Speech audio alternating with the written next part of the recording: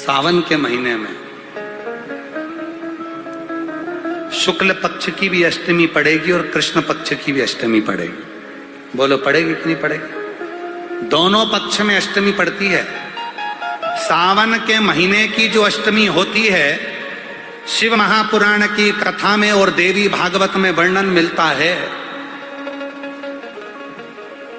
देवी भागवत में और शिव पुराण में वर्णन मिलता है, अष्ट सिद्धि नवनिधि 64 योगिनी सारी विद्या नव देवी सब सावन के महीने की अष्टमी तिथि के दिन महादेव से मिलन करने आती हैं। भगवान देवाधिदेव महादेव 11 रुद्र के रूप में, 12 ज्योतिर्लिंग के रूप में, सहस्त्र नामावली के रूप में शिव उनसे मिलते हैं। वो समय होता है प्रदोष का समय, शाम का समय।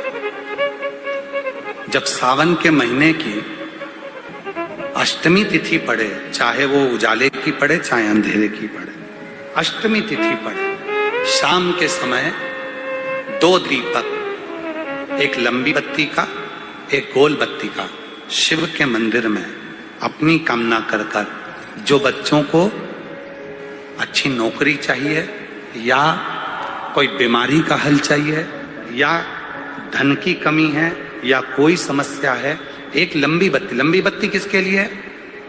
जम के बोलो, देवी के लिए। गोल बत्ती किसके लिए है? देव के। 2 बत्ती घी की, गोल बत्ती को जलाओ पहले, फिर लंबी बत्ती का जो दिया हो उसकी बत्ती का मुख गोल बत्ती की ओर हो, वो बत्ती अपनी ओर नहीं हो। समझ में आ रहा है ना सबको?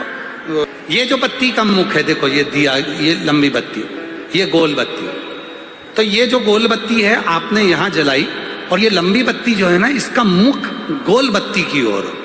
64 योगिनियां, अष्ट सिद्धि, नवनिधि, 9 देवियां, सारी विद्या। शिव जी की जो गोल बत्ती है, शंकर क्या है? ज्योतिर्लिंग, ज्योतिर्स्वरूप। मां दुर्गा क्या है? ज्योति स्वरूपा। क्या कहते हैं? ज्वाला महारानी की। ये ज्योति के रूप में जब हम गोल बत्ती के सामने अष्टमी के दिन प्रदोष के समय पर लंबी बत्ती का दीपक, पहले गोल बत्ती का दिया जलाया, फिर ये लंबी बत्ती का मुख उधर की ओर कर कर दीपक को जब हम प्रज्वलित करते हैं और अपनी जो कामना दोनों दीपक के सम्मुख में करते हैं, वो कामना पूर्ण होकर ही रहती है। पर करना क्या है? दोनों अष्टमी पर, सावन के महीने में जो उजाले पक्ष की अष्टमी आएगी उस पर भी करना है, और जो अंधेरे पक्ष की आएगी उस पर भी। किसी भी अष्टमी तिथि को 12 महीने में शुक्ल पक्ष कृष्ण पक्ष की अष्टमी तिथि पड़ती है। यदि किसी भी अष्टमी तिथि को अगर किसी ने नियम बनाया 5 अष्टमी का, 8 अष्टमी का, 7 अष्टमी का, 1 कनेर का पुष्प शिव जी के शिवलिंग को समर्पित करना, अशोक सुंदरी के स्पर्श करना, और जो जलाधारी होती है, जैसे ये शिवलिंग है, ये जलाधारी है, तो पहले शिवलिंग पर स्पर्श, फिर अशोक सुंदरी का स्पर्श, फिर जलाधारी पर कनेर का पुष्प शिव जी की ओर मुख कर कर, अर्थात जैसे मानो ये कनेर का पुष्प है, तो ऐसा शिवलिंग का स्पर्श करते हुए जलाधारी पर जो समर्पित करता है, भगवान शंकर उसके मन की कामना को पूर्ण जरूर करते हैं। 1 कनेर का पुष्प ना होगा कि शिव जी को एक पुष्प बड़ा प्रिय है, इसको शंख पुष्पी पुष्प कहते हैं, जिसको अपराजिता का पुष्प भी कहते हैं। 3 तिथियां ऐसी हैं, चतुर्दशी अमावस्या की भी और चतुर्दशी पूर्णिमा की, अष्टमी नवमी अमावस्या की भी और अष्टमी नवमी पूर्णिमा की। ये वो तिथियां हैं जिन तिथियों में मां नील सरस्वती का स्तोत्र का पाठ कर कर 1 शंख पुष्पी पुष्प, 1 अपराजिता का पुष्प जलाधारी पर रखकर 7 बार अगर जल का पात्र से जल चढ़ाया जाए और उसी जल को कटोरी में झेल लिया जाए, उस जल को 3 दिन तक लगातार यदि सुबह दोपहर शाम रोज उस बच्चे को देना चालू करी है, उसके हाथ पैर भी काम करना प्रारंभ करेंगे, उसकी बुद्धि भी काम करना प्रारंभ करेगी। जो वो पलंग पर पड़े पड़े राल टपकाता रहता है, उसको लोग कहते हैं कि 18 साल का हो गया और दिमाग केवल 10 साल का है, 5 साल का है। उसमें धीरे धीरे बुद्धि प्रबल होना प्रारंभ हो जाएगी और वो भी एक दिन कार्य करना प्रारंभ। श्रावण के महीने में तुमने भूलवश भी अगर पार्थिव लिंग का निर्माण करा हो और पार्थिव लिंग का निर्माण कर कर अगर एक बेलपत्र शंकर को समर्पित करी हो, तो वो बेलपत्र का फल मुझे दे दिया जाए। एक बेलपत्र का फल मुझे दो।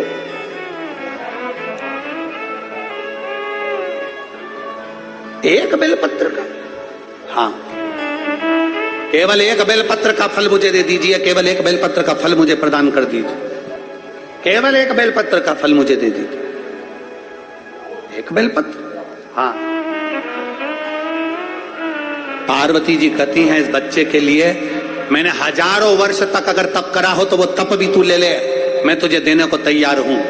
1000 वर्ष का तप मैं घड़ियाल तुझे देने को तैयार हूं, पर एक निवेदन है कि श्रावण महीने में जो मैंने एक पार्थिव लिंग का निर्माण करा और जो बेलपत्र समर्पित करा, उसका पुण्य मैं तुझे नहीं दे सकती। 1000 वर्ष का पुण्य ले ले, मैं दे दूंगी, पर एक श्रावण के महीने के पार्थिव लिंग के पूजन का एक बेलपत्र का पुण्य नहीं दे सकती। घड़ियाल कहता है मुझे तुम्हारे हजारों वर्ष का तप नहीं चाहिए, मुझे तो केवल एक श्रावण महीने के पार्थिव लिंग पूजन का एक बेलपत्र का फल चाहिए। तब पार्वती जी ने विचार करा, अब जरा विचार आप करिएगा, 1000 वर्ष तक तप करने का फल घड़ियाल नहीं ले रहा है, एक सावन के महीने के पार्थिव लिंग के पूजन में जो बेलपत्र समर्पित किया गया उसका फल ले रहा है। मतलब समझने का विषय है कि एक पार्थिव लिंग सावन के महीने में बनाया जाता है और उस पे एक बेलपत्र चढ़ाई जाती है, तो 1000 वर्ष के तप का फल ज्यादा है, उसका फल ज्यादा है। 1000 वर्ष से ज्यादा तप के फल से बड़ा फल है पार्थिव शिवलिंग का निर्माण श्रावण महीने में कर कर एक बेलपत्र समर्पित कर। एक बेलपत्र करिए आप लोगों ने, किस किसने पूजन करी, जरा हाथ उठाओ। सभी ने करा है, रखो रखो वापिस। अब जरा विचार करिए कि हजारों वर्ष के पूजन के फल के बराबर एक पार्थिव लिंग के निर्माण को और एक बेलपत्र समर्पित करने का फल प्राप्त हो जाए।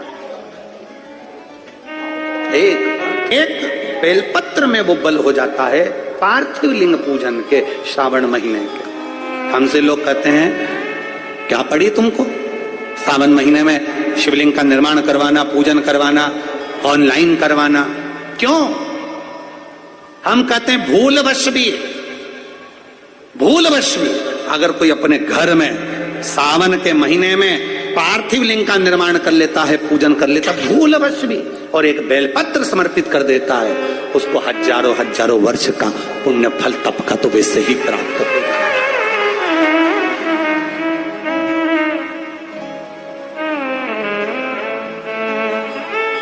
अब इतने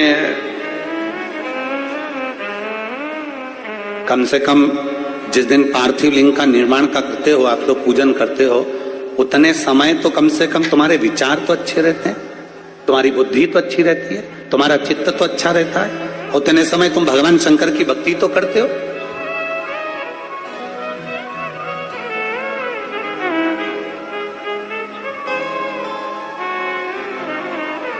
तुम्हारे पास में उस समय पर भक्ति तो अविरल रहती है।